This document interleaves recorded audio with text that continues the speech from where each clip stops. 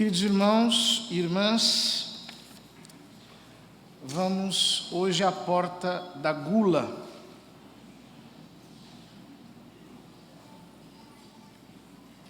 Bem conhecida, né? Inclusive por este que vos fala, lamentavelmente.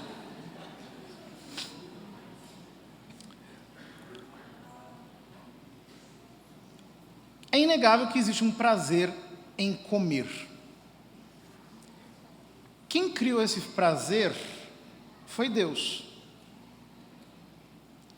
E na ordem dos prazeres, dois são os maiores.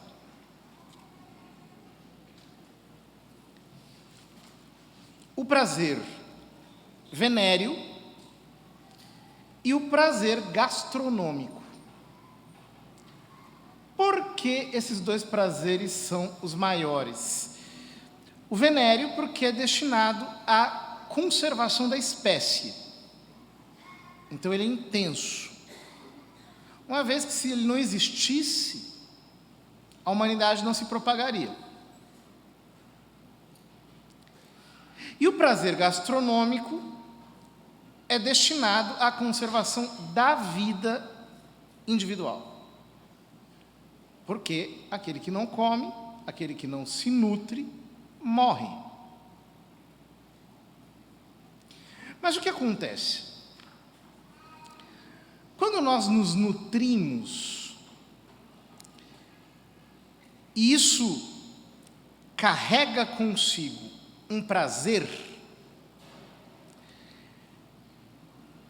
o pecado original nos faz ter uma tendência ruim, uma tendência desordenada. Qual é?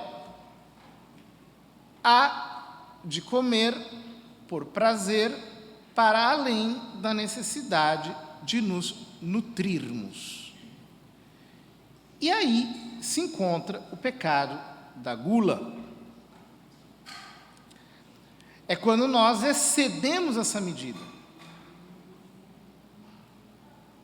E, portanto, o prazer de comer se torna mais importante do que a sua função nutritiva. E hoje em dia, então, isso é extremamente separado. Por quê? As comidas mais gostosas são as menos nutritivas. São aquelas que não têm tantas vitaminas, são aquelas que não têm tudo aquilo que nós precisamos. E se nós comemos só por prazer, e a gente é treinado a comer por prazer desde que a gente é criança, por quê? Porque todas essas substâncias hipercalóricas que a gente come, pães, bolachas, biscoitos, doces, essas coisas todas, elas dão fome. E são gostosas. Então, elas vão nos mantendo numa espécie de círculo vicioso. A gente sente o prazer de comer, mas não apenas isso. Aquilo mesmo que a gente come, ao invés de nos saciar, aumenta a nossa fome. Daqui a pouco a gente tem um pico glicêmico, cai a glicemia, dá aquela fome desesperada, você come mais porcaria, ela injeta muita glicemia no seu sangue, você tem um pico glicêmico, daí a pouco, fome de novo e assim vai. A gente se empanturrando por prazer. Por isso que esse vício se chama gula. Gula vem da palavra, é da mesma raiz da palavra guela, da palavra gola. Ou seja, gula tem a ver com o que se passa pela garganta. E o pecado da gula é esse contínuo abastecimento que nós fazemos para além das nossas necessidades nutritivas. Ora, como é que é o intelecto de um guloso? O guloso é obsessionado em comida. Então, ele toma o café da manhã pensando no almoço. Ele almoça pensando no que ele vai comer de tarde. E ele come de tarde pensando, talvez até no que ele vai comer no dia seguinte. Porque o guloso, ele sempre pensa em comida. A comida está no foco da sua atenção. A sua inteligência inclusive, um pouco calibrada por essas estimas, né? O que é mais gostoso, o que é melhor, o que é pouco, o que é muito. Ele vai calculando essas coisas, quando, o que, né? Então, por exemplo, né? Vai chegando domingo, quando dá terça, quarta-feira, o guloso já está pensando no almoço de domingo. O que nós vamos fazer? Não, porque não, isso aqui é mais gostoso, aquela torta, aquele negócio, aquela coisa toda. Tudo tem um contorno gastronômico para ele. Tudo. E ele trata a comida como um bem tão fundamental, mas não fundamental pelo valor nutritivo, e sim pelo prazer que dá, que meio que ele se regula por isso. A comida se torna o seu relógio, né? São os relógios das refeições que ele faz. Ele gosta, o negócio dele é comer. O guloso vive pensando em comer. Portanto, a sua vontade é uma vontade que ela é, ao mesmo tempo, muito fraca. Então, por exemplo, se ele vê algo que ele gosta, ele não aguenta não comer. Né? Digamos assim, que alguém chega para ele e diz assim, olha, evita comer doce e tal. Aí chega uma pessoa com um pudim. Ele tem um ataque de ansiedade. Ai, meu Deus do céu, eu não posso ficar sem. Vai e come. E sempre tem uma alma que diz, não, mas é só um pedacinho. É só um pouquinho. Não tem problema. Que é tudo que o guloso quer ouvir. Justamente porque ele quer que alguém o ajude a se jogar na gula. Portanto, a lógica de um guloso é interessante, porque para ele amar é dar comida. E ser amado é receber comida. Então, quem gosta de mim é que me dá uma coisa gostosa para comer. Quem gosta de mim, quem eu gosto? Não, vou dar isso para comer, vou dar aquilo para comer. É o pensamento de um guloso. E por isso ele é extremamente fraco diante da comida. Ele não consegue se segurar. Se é algo que ele gosta, ele para tudo para comer. Ele não consegue passar vontade. Só que, ao mesmo tempo que a sua vontade é fraca, ela é forte diante da comida. Ou seja, então assim, ele tem aquelas fraquezas do guloso. Então, tipo assim, adianta um negocinho, belisca uma coisa aqui, come outra coisa gostosa lá, fora de horário. Então ele é fraco. Só que se tem uma coisa que ele gosta, ele se joga naquilo como um lobo em cima da ovelha. Ele se enfia naquela feijoada, bota. Ele tem uma voracidade.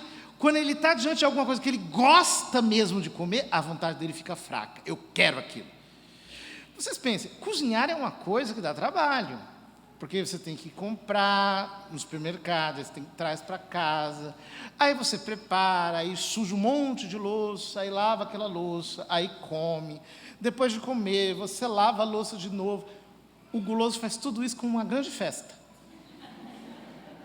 Para ele isso é um negócio maravilhoso, ele adora fazer. Está nem aí. Todo o trabalho que a comida demanda, para ele é pouco. Ou seja, se ele é fraco para antecipar, para não suportar uma tentação, ao mesmo tempo ele é forte porque ele se atira em cima da comida com todas as forças da sua alma. E às vezes faz espetáculos muito feios, muito mal educados, porque é aquela coisa de se... Olha, eu já vi cada coisa nessa vida, gente. Me lembro de uma pessoa... Sabe aqueles... Festa, né? Festa. Que vai passando aquele salgadinho, né? A pessoa pega assim, 4, 5, bota aqui, sai, esconde, bota outro lá, outro negócio. Às vezes demora um pouco para passar, ele já está ali, bota aqui num copo. As pessoas não se aguentam, não conseguem segurar. A gula grita mais alto na alma delas. A vontade de comer é senhora sobre a sua personalidade. E os jovens são muito gulosos às vezes, por mais magros que sejam. Por quê? Porque só gostam de comer besteira. Fala assim, olha, come uma salada, não quer. Uma fruta, um legume, eu não gosto. É tudo na base do hambúrguer, da salsicha, dos embutidos, dos pães, e aquilo, de fato, é gostoso, só que não nutre. Não nutre bem, não dá aquilo que nós precisamos. Ora, por isso a imaginação de um guloso, ela sempre é muito criativa quando o assunto é comida. Então, hoje em dia, nós vivemos assim, uma espécie de culto ao gourmet. Isso desde os programas de televisão, desses reality shows que fazem disputas de cozinheiros, né? Até os programas de receita e tudo mais. E as pessoas, hoje em dia está tudo muito acessível. Ir em restaurantes se tornou uma coisa normal. Pedir comida pelo aplicativo ficou uma coisa muito fácil, muito banal. E as pessoas gourmetizam excessivamente. Nós precisamos tomar bastante cuidado com isso, porque esse culto gastronômico não é cristão. É um negócio que eu não diria nem que é pagão, é bárbaro mesmo. Em que as pessoas, elas se esmeram no requinte.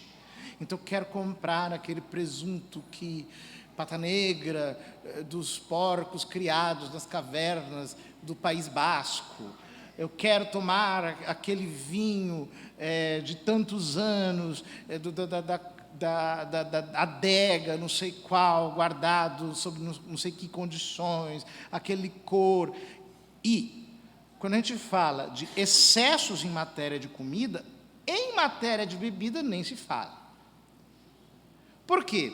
Diferentemente de anos atrás, hoje em dia, bebidas extremamente requintadas, em outros tempos até inacessíveis, se tornaram, sim, banais. As pessoas tomam uísque hoje com uma facilidade muito grande. Pedem pelo aplicativo bebidas de altíssimo valor alcoólico, e desde jovens elas vão se habituando com essa vida de cachaceiros. Eu digo para vocês uma coisa. Embora a moral cristã não condene em si mesma o consumo de álcool, é lícito consumir álcool em baixas quantidades, ela também nos aconselha a não banalizar o uso do álcool. E eu vou dizer uma coisa para vocês, tá demais. Tá demais. As pessoas bebem muito. Coisas que eu vi apenas em países do norte da Europa. em que eles são habituados a beber bebidas fortes por causa do frio. Eu vejo no Brasil, hoje em dia, as pessoas enchendo a cara, às vezes até gente de igreja, sem moderação.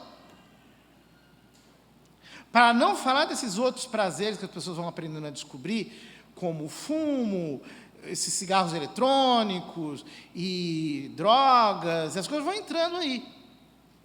Né? Essa semana mesmo eu via 3 velhas endemoniadas, maconheiras como nunca vi na vida, falando umas coisas assim, dizendo, não, eu fumo a minha maconha mesmo, outra com a cabelo não sei do que. Eu digo, meu Deus, 90 anos, falando assim.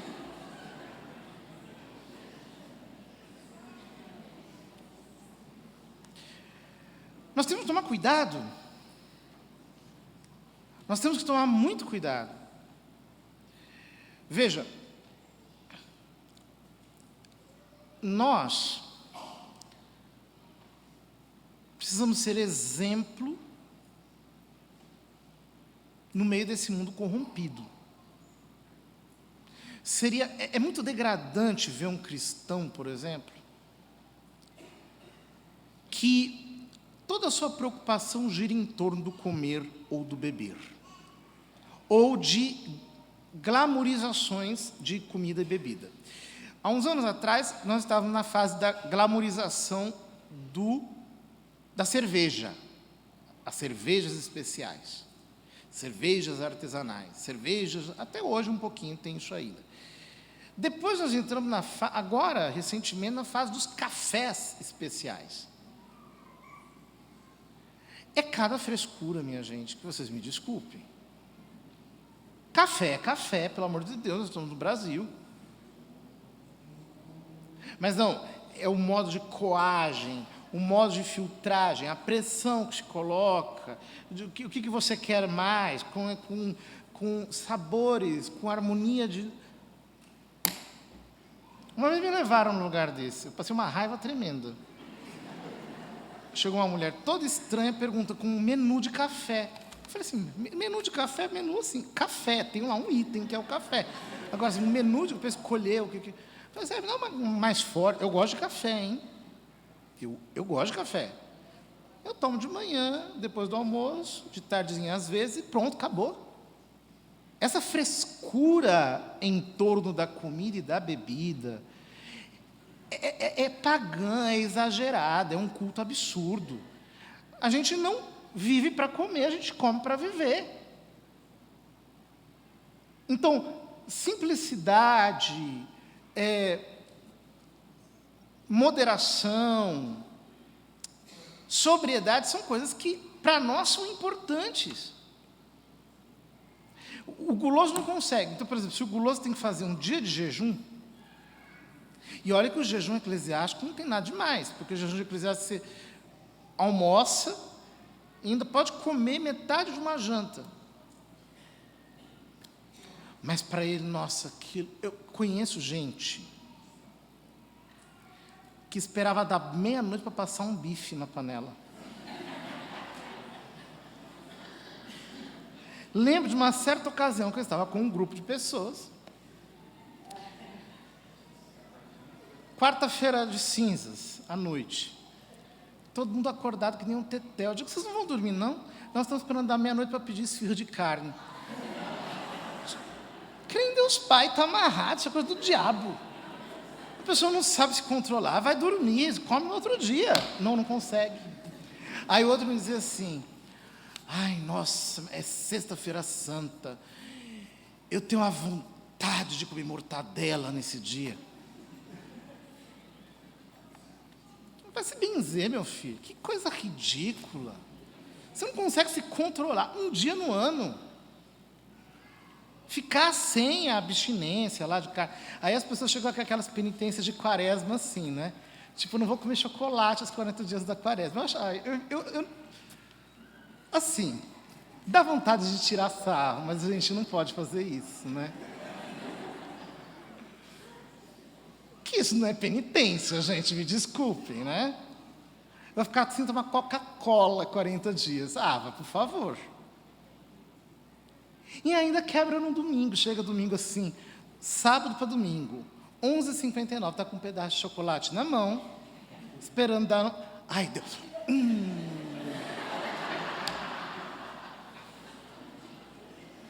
E depois não quer ser condenado. É demais.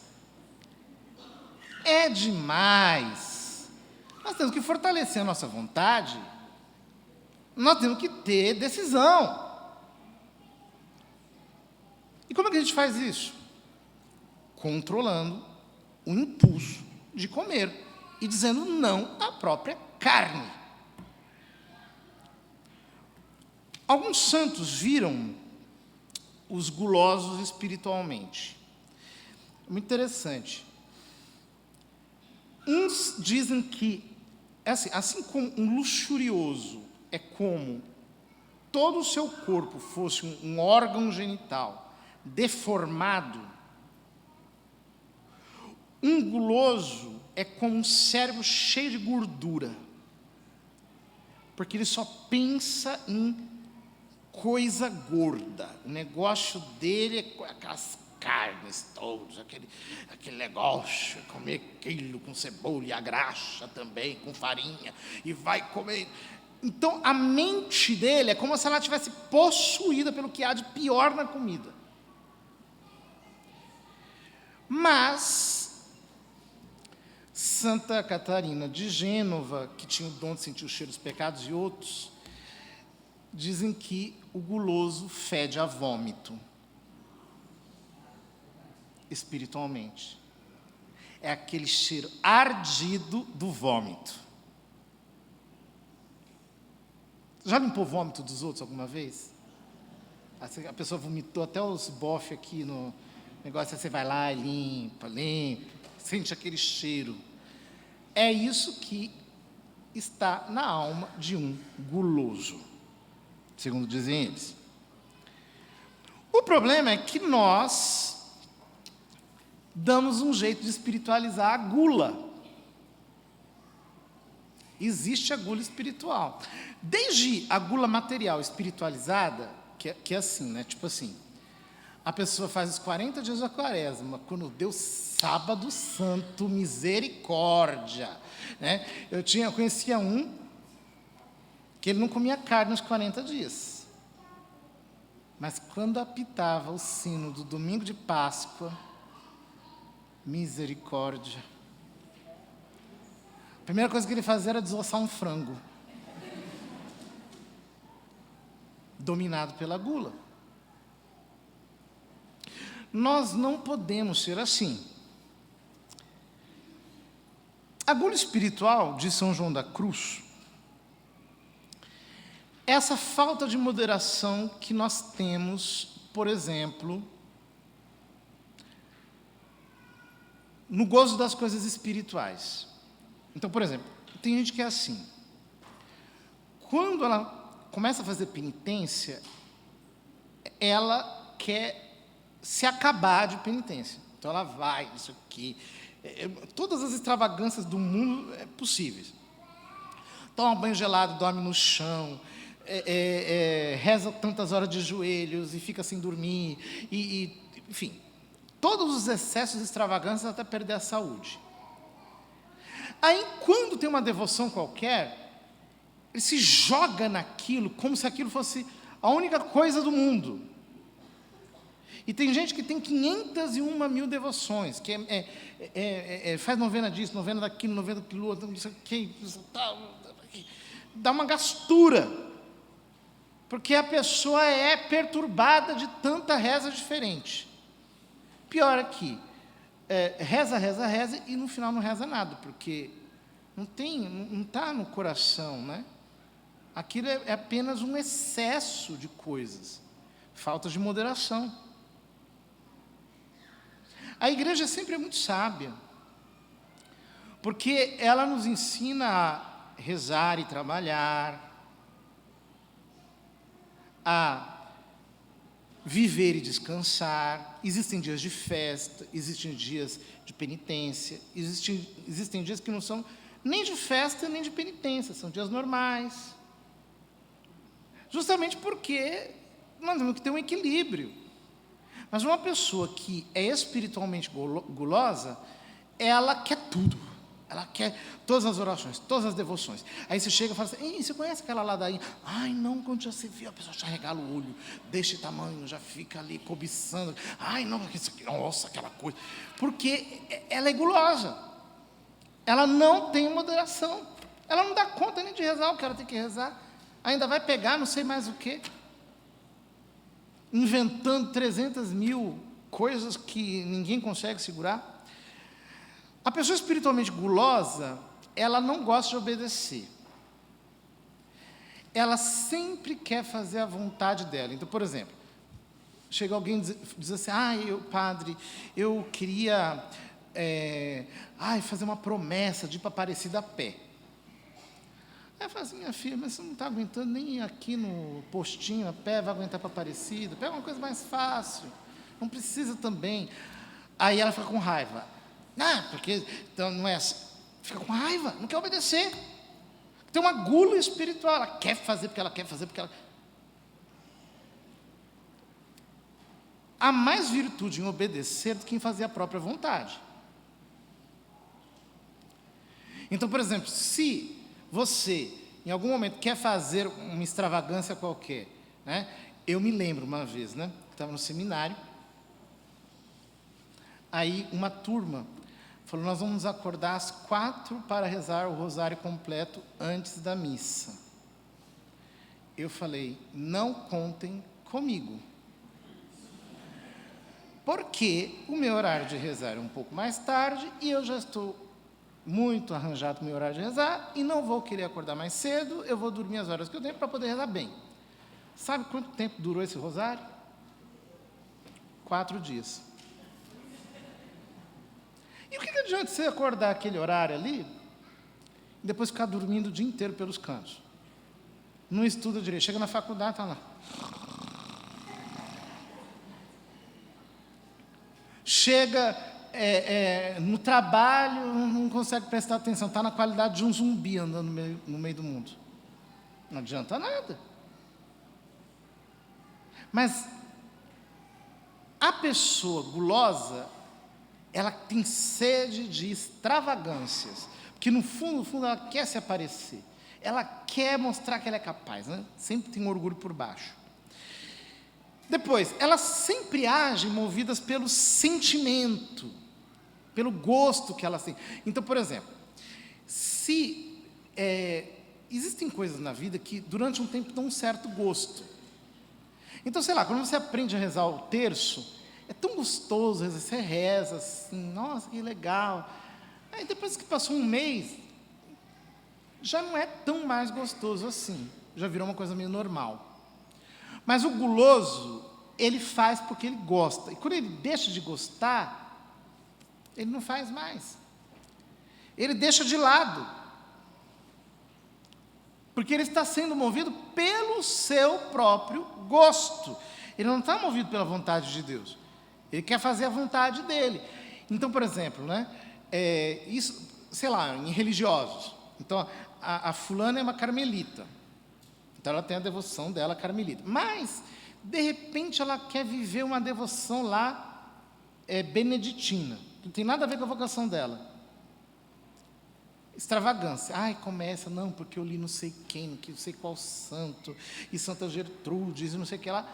Santa Teresa, uma vez, ela deu um cala-boca em São João da Cruz por isso. São João da Cruz queria colocar no Carmelo os exercícios espirituais de Santo Inácio. Aí Santa Teresa, isso está escrito, está nas obras completas de Santa Teresa, falou assim, tem gente que dá até gastura, uma coisa assim, sabe? Que é tão espiritual de usar tudo e tudo mais, que quer misturar as coisas, que nem o Frei João da Cruz, que quis colocar aqui os exercícios espirituais, que são muito úteis para os jesuítas, mas que para nós não servem para nada. Ela deu um baita de um cala-boca no São João da Cruz. Por quê? Porque você tem que ter ordem, né? Não dá para você abraçar o mundo inteiro. Não dá para você querer Não, é que eu sou do rito romano, mas eu também quero ser bizantino, eu também quero ser armênio, eu também quero ser maronita. Meu filho, você não vai conseguir. Ah, mas é que é bonito, que eu gosto. Então você está seguindo o seu gosto, você não tem moderação. Você está seguindo apenas o apetite que te dá gosto, o apetite espiritual, no caso. As pessoas espiritualmente gulosas, elas, quando têm consolações espirituais, elas ficam fora de si, rindo pelos cantos, cantando. Assim. É que nem uma vez eu tinha uma parente minha que era muito gorda. Depois ela fez bariátrica, ficou magra. E ela gostava tanto de comer que ela comia cantando. Foi a única vez que eu vi isso na minha vida, uma pessoa comer assim.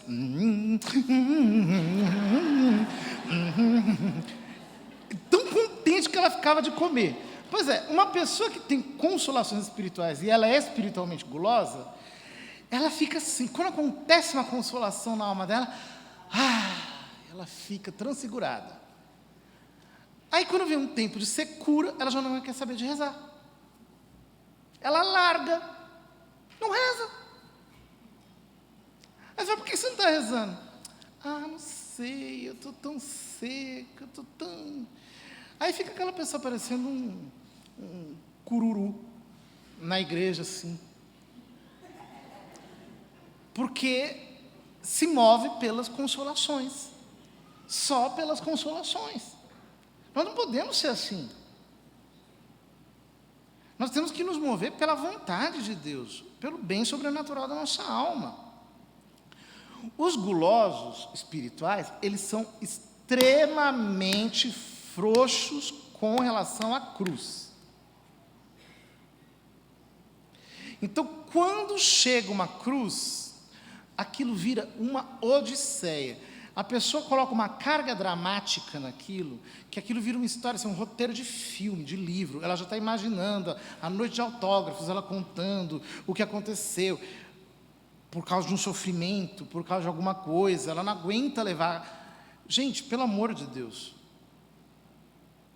a cruz, para nós, além de ser uma bênção, nós não desprezamos as cruzes que Deus nos dá, nós as abraçamos, porque são as nossas grandes chances de obtermos mais graça, de crescermos em santidade. Para que elas sejam eficazes, elas têm que ser vividas com espírito de discrição.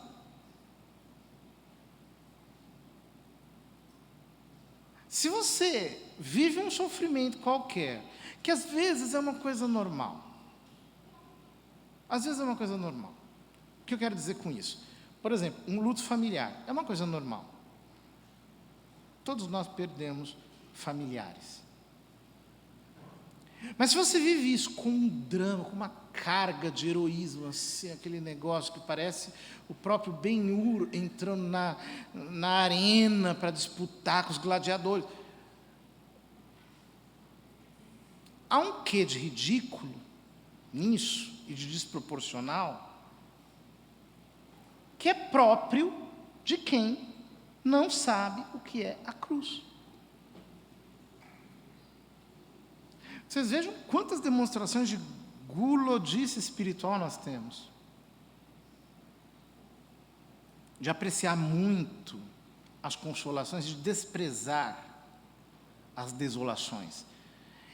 Eu dizia até um dia desse, num podcast aí que gravaram comigo, que eu nunca vi alguém rezar assim, pedir a Deus: Deus, eu quero uma grande desolação por causa dos meus pecados. Ninguém pede. Todo mundo quer se sentir bem. Mas a graça da contrição, de se quebrantar, de se quebrar diante de Deus, ninguém quer.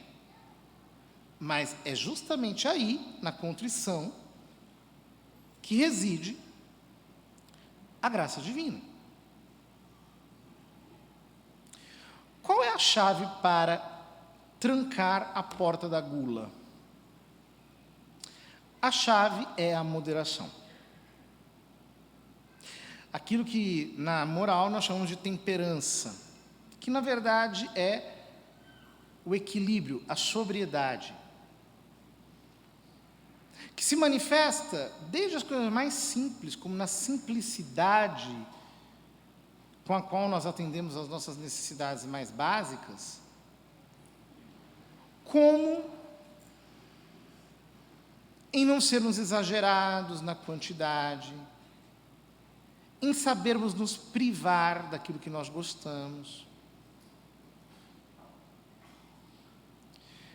Então, por exemplo, uma pessoa gulosa, ela precisa fazer alguns exercícios para largar a gula. Por exemplo, ela tem que aprender a comer devagar. E isso é difícil. Por exemplo, eu sou padre diocesano. Os padres diocesanos são opostos dos padres religiosos, nesse aspecto. Por quê? Os religiosos comem juntos. São formados assim, então comem no convento. Então, cada refeição demora, aquela refeição de convento, que fica ali conversando e falando e tal, é um momento comunitário. O padre diocesano come sozinho. Então, assim, ó, a gente não come, a gente bebe a comida. É tremendo.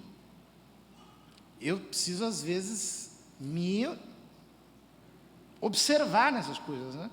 Porque o comer rápido é gula. É a voracidade.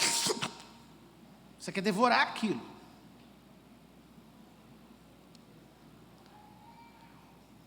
Precisa aprender a comer o que a gente não gosta. Sei lá, não gosta de jiló. Come jiló. Um dia come um pouco de jiló. Não gosta de comer quiabo.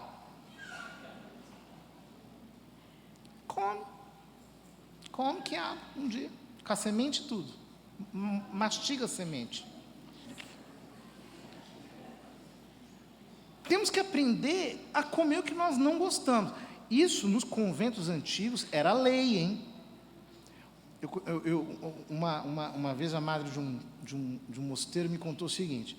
No dia que ela entrou no mosteiro, era um mosteiro que eles tinham... Alguns mosteiros têm abstinência perpétua de carne. Então, nunca come carne o ano inteiro. E esse era assim. Aliás, é assim até hoje. E aí, o dia que ela entrou no mosteiro, todas se sentaram, a irmã que estava servindo foi servir ovo. Né? Aí, quando chegou na vez dela, ela falou assim, obrigado, não gosto. A madre estava sentada no canto dela e falou assim, escuta, peraí, escutei uma palavra aqui. Repete, por favor, irmão, o que a senhora disse? Ela disse, não, é que eu não gosto de ovo. Irmã, a senhora está aqui para fazer a sua vontade? E o que a senhora gosta? Madre, não tem essa. Vai comer. Todas as irmãs colocaram o ovo no prato dela. E ela teve que comer, todas olhando assim. Não faça cara feia. Que ela. Resultado, hoje ela adora comer ovo.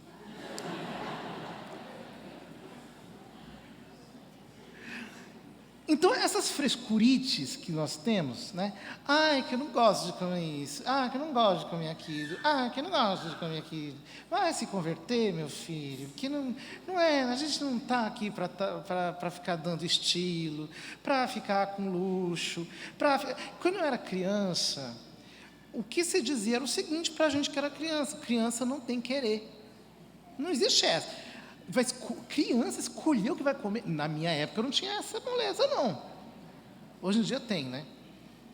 As crianças, assim, você tem que fazer uma comida para uma comida para outro, outra para outro, porque um gosta disso, o outro não gosta de macarrão assim. Na minha época não tinha essa. O que tem para comer hoje? Polenta com frango. Vai comer polenta com frango. E se não comer, tinha que comer mesmo. Não era essa. Não, mas então eu não vou comer. Não tem essa. Vai comer. Era assim. Mas hoje em dia todo mundo só quer comer o que gosta. E aí fica todo mundo guloso. O que acontece é que a gula nos perverte. E todos nós precisamos lidar com isso. Algumas pessoas precisam lidar com isso por questões de saúde. Por exemplo, as pessoas às vezes falam, não, por que eu não visito muitas casas das pessoas? Porque as pessoas querem enfiar comida na gente. E eu não posso ficar comendo. Tem que tomar cuidado. Qualquer coisa eu engordo. É impressionante. Veja, nem sempre uma pessoa gorda é uma pessoa gulosa, hein? Tem muito magrinho aí que come 3, 4 vezes mais de um gordinho. Conheço um que, misericórdia, que nem uma lima nova. Magérrimo. Embora depois dos 30 todo mundo ganhe um pouquinho de carne. Mas, algumas pessoas têm que fazer isso por causa dessa doença chamada obesidade. A gente tem que ficar ali o tempo todo na balança, vendo e tal, e fazendo dieta, aquela vida. Não tem jeito. Mas há pessoas que não precisam fazer por questão de dieta, por questão de saúde, precisam fazer por virtude mesmo, por virtude. Não são gordos, não vão engordar, não tem problema com isso, mas que por virtude precisam dominar a gula. Tem muito magro guloso. E se nós não entendemos que a gula nos perverte, porque ela nos coloca para fora, ela nos torna escravos de um prazer, ela nos faz ficar a vida toda vivendo em função de um sabor. Tem pessoas que são viciadas em sabores. Então tudo é sabor, que comer. Estou o tempo todo saboreando coisas diferentes, é doce, é salgado, é não sei o que, gosto. São viciadas nisso. Isso é um impedimento para a vida espiritual. Por quê? Entendam uma coisa. Quando Jesus diz a Satanás, nem só de pão vive o homem, mas de toda palavra que está na boca de Deus, ele está nos dizendo uma coisa muito profunda, que é a seguinte: Deus Pai só sabe fazer uma coisa: gerar Deus Filho. E o Pai eternamente gera o Filho. Eternamente. Portanto, o que Deus Pai está fazendo em nossas almas? Ele está gerando o Filho. Ele está gerando a sua palavra. Nem só de pão vive o homem, mas de toda palavra que sai da boca de Deus. Ou seja, se os meus sentidos estão voltados para fora, eu estarei tão cheio de mim e tão saciado sensivelmente, que eu não terei o vazio necessário para que eu seja preenchido por esse alimento sobrenatural. E o que acontece comigo? Quando eu me empanturro, eu me torno espiritualmente insensível. A minha carne é fraca. E o meu espírito fica embotado. Mas quando eu aprendo a me mortificar, quando eu aprendo a ter em relação à comida um senhorio, eu vou me esvaziando. Eu vou descobrindo que existe um outro pão. Jesus diz, no capítulo 6 de São João, é muito interessante o capítulo 6 de São João. Por quê? Começa com a multiplicação dos pães. Aí o pessoal sai correndo atrás de Jesus, do outro lado do rio, do Mar da Galileia, porque eles queriam pão. Aí Jesus diz para eles, em Cafarnaum, vocês vieram atrás de mim porque vocês querem pão. Trabalhai não pelo alimento que perece, mas pelo que permanece eternamente, que o Filho do Homem vos dá, pois foi ele que o Pai marcou com o seu selo. Ou seja, há um outro alimento. Esse alimento é o que nós pedimos no pão nosso, do Pai Nosso. O pão nosso supersubstancial, supraessencial, que está para além dos nossos sentidos, que está acima das nossas deglutições. É esse pão que o Pai gera em nossa alma e que de fato nos sacia.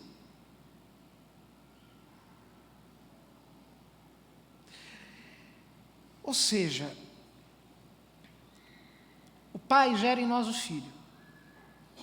Mas Ele gera em nós o Filho de que modo? Ele gera em nós o Filho pelas virtudes infusas, das quais nós estamos falando aqui esses dias, as quais São Tomás chamava de virtudes infusas. É por isso que Jesus diz, no episódio do capítulo 4 da Samaritana, os discípulos vão buscar alimentos na cidade, vão comprar alimentos, e quando eles voltam, Jesus diz: eu tenho um alimento que vós não conheceis. E eles ficam admirados. E ele diz: o meu alimento é fazer a vontade do Pai.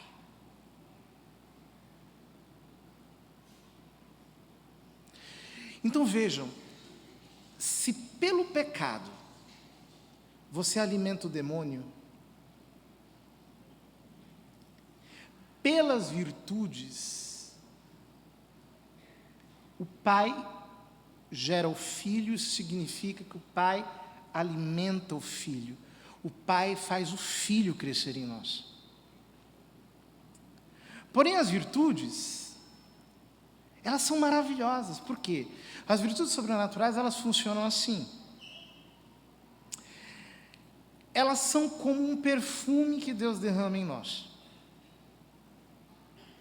Ele derrama o perfume,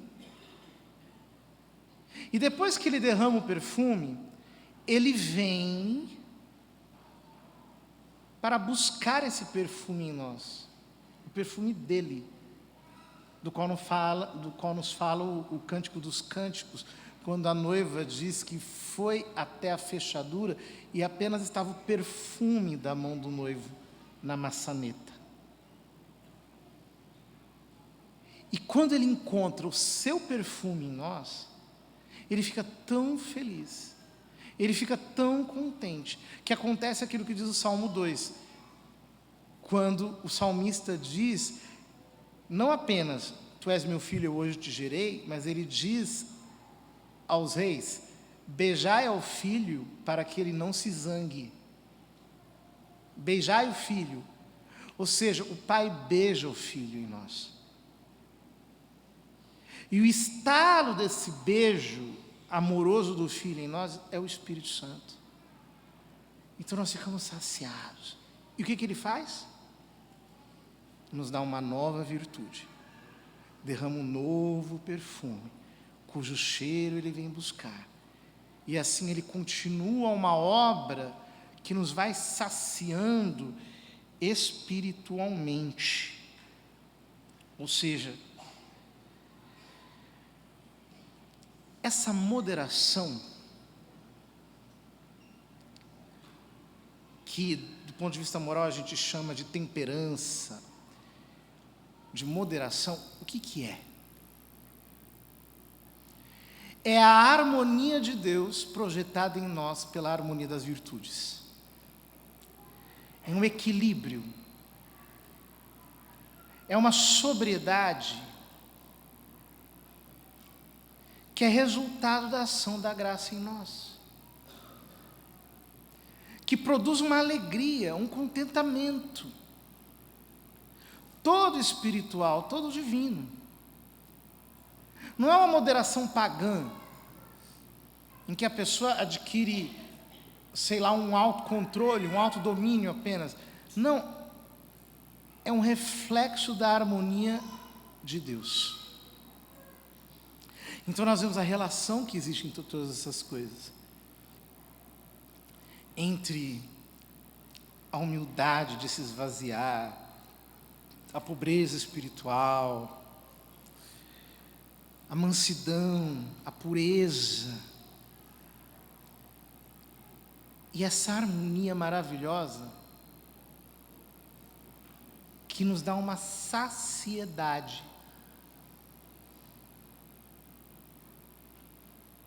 Por que existem santos que passam a vida inteira até sem comer? Santa Rita de Cássia viveu 15 anos sustentada pela Eucaristia. Luísa Picarreta, 40 anos.